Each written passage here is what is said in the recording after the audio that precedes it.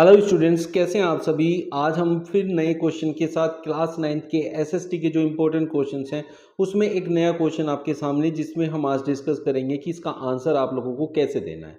तो क्वेश्चन है, in which field do you think India can build maximum employment opportunity. तो जी हाँ, आपका फील्ड है, वो फील्ड से क्या मतलब है। फील्ड से मतलब है कि कौन से सेक्टर में आप ज़्यादा जो है एम्प्लॉयमेंट जनरेट कर सकते हैं इंडिया के अंदर। और सेक्टर क्या होते हैं? प्राइमरी सेक्टर, सेकेंडरी सेक्टर और टर्सरी सेक्टर। प्राइमरी सेक्टर जो होता है that is related to natural things like agriculture, mining, ये सब चीज़ें जो डायरेक्टली एनवायरनमेंट से रिलेटेड होती हैं, जो कि लिमिटेड हैं, उनको हम ना तो एक्सटेंड कर सकते, लाइक अगर एग्रीकल्चर करेंगे तो उसके लिए जो है लैंड को एक्सटेंड नहीं कर सकते, जो है वो लिमिटेड है।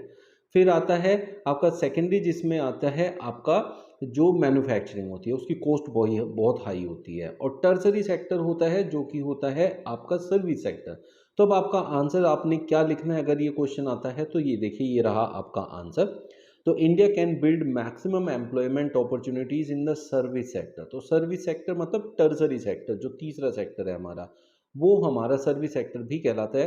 तो उसमें सबसे ज़्यादा एम्प्लॉयमेंट आप जनरेट कर सकते हैं। क्यों?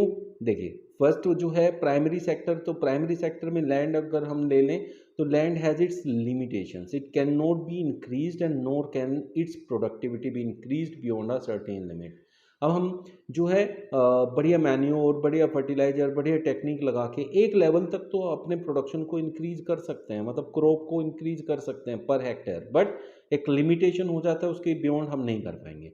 तो ये हो गया कि इसकी लिमिटेशन आ गई। अब इसमें एम्प्लॉयमेंट उतना ही दे सकते हैं जितना वो लिमिटेड है।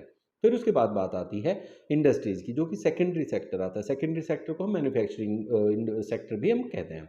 तो industries require vast resources which we can not easily afford, मतलब उसमें एम्प्लॉयमेंट जनरेट करने के लिए बहुत इन्वेस्टमेंट लगेगा। जबकि उसमें भी पहले जो जिनको आप एम्प्लॉयड करेंगे तो उनको क्या करना पड़ेगा? स्किल्ड होना पड़ेगा। और सर्विस सेक्टर के लिए भी स्किल्ड होना पड़ेगा। तो उनको तैयार करने का जो कॉस्ट है वो दोनों में सेम है। बट जो सर्विस सेक्टर है उसमें फिर आपको बस जॉब मिलना है और आपका काम शुरू हो जाएगा, इनकम शुरू हो जाएगी। जबकि आपका जो सेकेंडरी सेक्टर होता है इंडस्ट्री वाला, भाई उसमें फिर हमें इन्वेस्टमेंट करना पड़ेगा बहुत बड़ा। So we have got a large population which needs to be properly educated and developed into a professionally qualified and skilled workforce। अब बहुत से बच्चों को ऐसा लग रहा होगा कि अब इसमें भी तो खर्चा है, बट जो हम सेकेंडरी सेक्टर के लिए तैयार करेंगे मैन्युफैक्चरिंग के लिए, तो उसके लिए भी ये तो ज़रूरी है। ये तो फर्स्ट थिंग है, प्राइमरी चीज़ है कि आपको तैयार करना ही पड़ेगा, उनको स्किल्ड तो बनाना ही पड़ेगा। तो दोनों का कॉस्ट तो वो इनिशियल कॉस्ट हो गई, तो वो सेकेंडरी के लिए भी वही है, टर्सरी के लिए भी।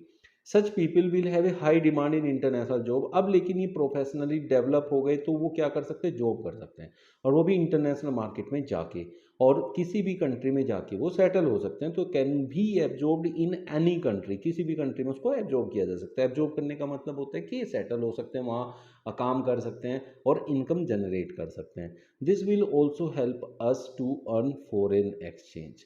और बच्चों, आपको मैं बता दूं कि जो हमारा वर्क फोर्स है पूरे वर्ल्ड में, वो क्या है कि इंग्लिश में बहुत एफिशिएंट है, उनको इंग्लिश अच्छे से आता है, जबकि उनका जो लेबर का कॉस्ट है वो भी कम है।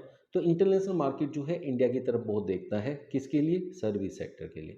Therefore we can generate huge employment opportunities in tertiary sector. तो हम कह सकते हैं India can build maximum employment opportunity in the service sector.